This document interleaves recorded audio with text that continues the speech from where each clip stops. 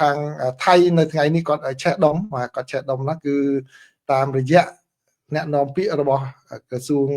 ការពិជាតិថៃបាទគាត់បានប្រតិកម្មបាទគឺលោក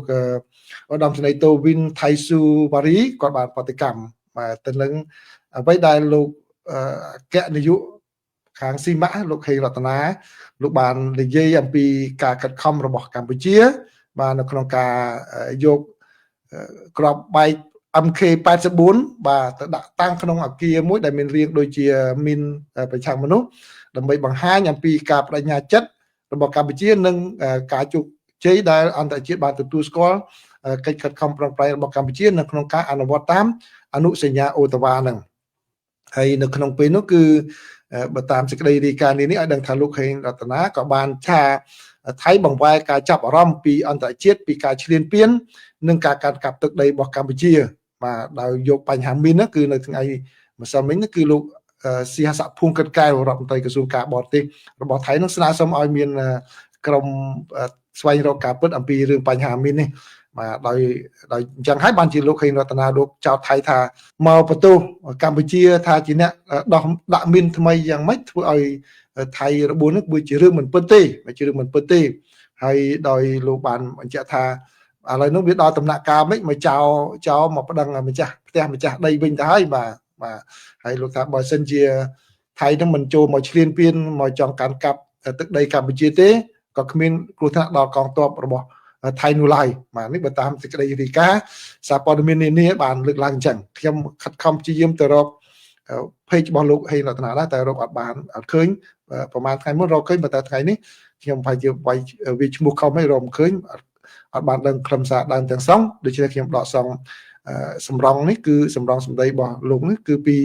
សារព័ត៌មាននៅខាងថៃផ្សាយទេណាបាទជួនកាលអាចបកប្រែខុសពីខ្លឹមសារដើមដែលគាត់សរសេរដែរប៉ុន្តែខ្លឹមសារសំខាន់គឺលោកបានបញ្ជាក់ថាថៃនឹងមកចូលដីកម្ពុជានឹងបានជន់មានជាន់អីមកចោតគេមានគេសល់ពីសង្គ្រាមពេលហ្នឹងលោកវិនថៃស៊ូវ៉ារីអ្នកនាំពាក្យកងទ័ពថៃហ្នឹងបានគាត់ខឹងគាត់ចេះដុំគាត់បានចេញមកបើតាមសារព័ត៌មានគាត់ថាគាត់បានចេញមកបដិសេធយ៉ាងដាច់អហង្ការតែម្ដងបាទដោយលោកស៊ូវ៉ារីគាត់ថាលោកហេងរតនាហ្នឹងគឺបន្តប្រើប្រាស់ក្តីសម័យប្រឌិតរឿងដើម្បីបំភាន់សហគមន៍អន្តរជាតិហើយគឺថាមតិរបស់លោកហេងរតនានោះគឺមានចេតនាបង្ខូចទ្រង់ទ្រាយរឿងរ៉ាវពិតប្រាកដហើយលាក់បាំងការពិតដែលថាគឺកងទ័ពកម្ពុជាជាអ្នកដាក់មីនថ្មីក្នុងទឹកដីថៃដែលបណ្ដាលឲ្យទាហានថៃបាទរបួសនៅតាមបណ្ដោយព្រំដែនអញ្ចឹង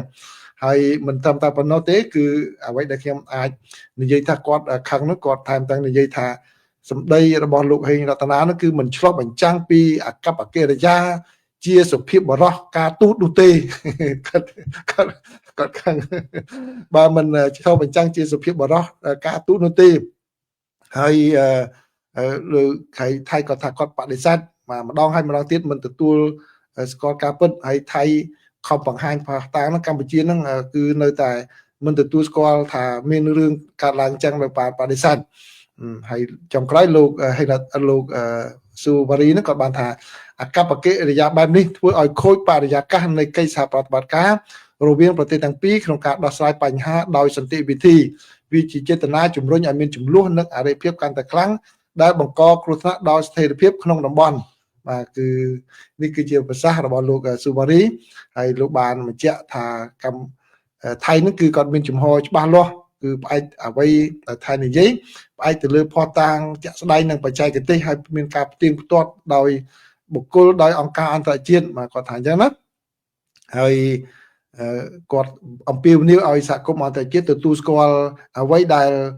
ថៃបានលើកឡើងនិងបដិសេធការផ្សព្វផ្សាយមិនពិតរបស់លោកហេងរតនាដែលធ្វើឲ្យប៉ះពាល់ដល់ទំនុកចិត្តធ្វើឲ្យចុះខ្សោយភាពជឿជាក់នៃក្របខ័ណ្ឌសហប្រតិបត្តិការអន្តរជាតិនិងរារាំងដល់កិច្ចខិតខំប្រឹងប្រែងក្នុងការកសាងសន្តិភាពយូរអង្វែងក្នុងតំបន់បាទនេះគឺជាសេចក្តីរាយការណ៍ដែលខ្ញុំដកស្រង់ពីកាសែត The Nation ដែលជូនប្រិយមិត្តទាំងអស់គ្នាបាទនេះគឺជាការប្រតិកម្មទៅវិញទៅមកណាបាទអញ្ចឹងប្រិយមិត្តអាចទទួលស្ដាប់ហើយនឹងពិចារណាដោយខ្លួនឯងចុះខ្ញុំគ្រាន់តែលើកយកមកជម្រាបជូនអញ្ចឹង